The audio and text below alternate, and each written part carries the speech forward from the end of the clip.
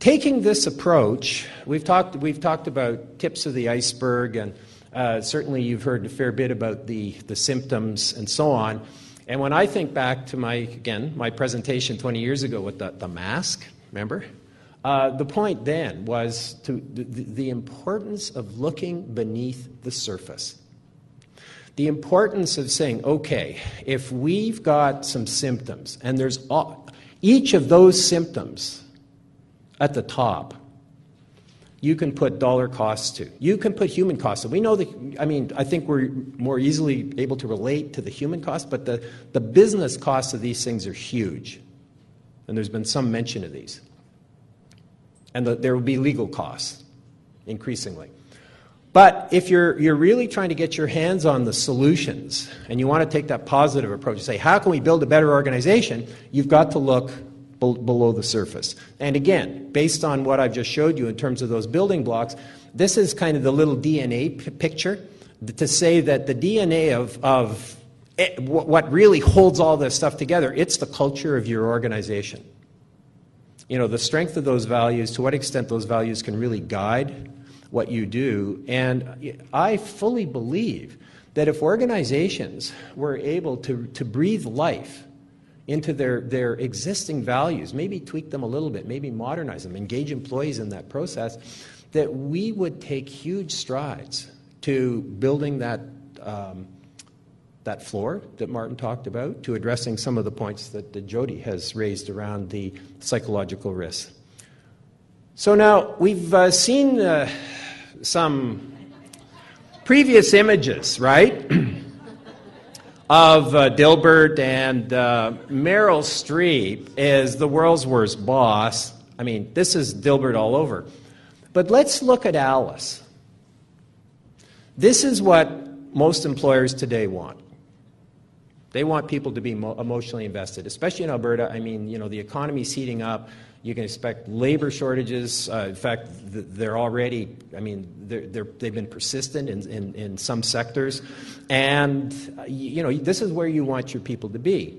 But the problem is that you will have, now Carol, she's not on disability. She's probably overutilizing the prescription drug plan, okay? She's so teed off at the company, she will not phone the EAP, okay? But she's there. And she is not a happy camper. So what do you do about the people like Carol?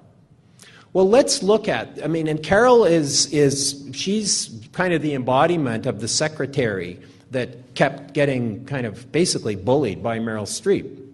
What do you do? Well, let's look at the example of stress, because no doubt the anger that's building up in Carol, that, you know, could have a trajectory that could lead to some depression symptoms, you know, sleep disorders. It could affect her physical health. You know, she may start eating too much junk food or whatever, stop exercising. So, I mean, it could have all kinds of over time, consequences for her personal health. But if you look at her experience, it's the frustration, it's the typical response that people have when they feel they've got no control over what's happening to them in the workplace.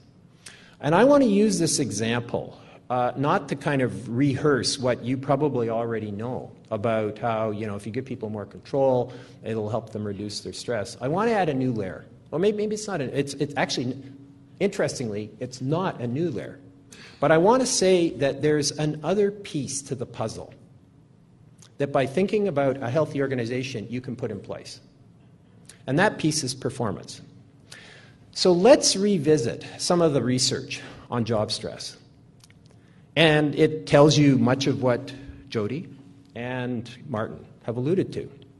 You know, if you give people control over demands, if the demands are reasonable, if they have, you know, the ability to do some prioritizing and so on, that it's going to basically reduce, and they don't have conflicting demands. All of those things will actually reduce their experience of a stressful job. But what the original research that led to that intervention also, and I I really want to emphasize this, also suggested, is that people who are in the kind of job you need to design to reduce the stress, which the expert called active jobs, are also going to more readily engage in on-the-job learning. They're going to be more willing to take some risks, and the only way you get innovation in a workplace is by people taking risks, trying new things. They're more likely to have time to talk with their coworkers and share ideas with their coworkers.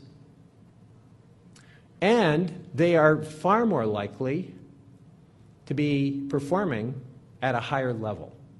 So it's that performance and productivity piece that's missing from this discussion.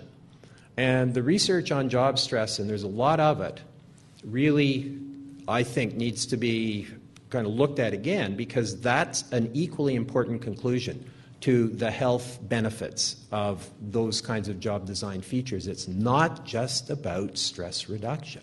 It's about enabling people to develop their capabilities and apply those capabilities within their job and their workplace. And that's a healthy organization.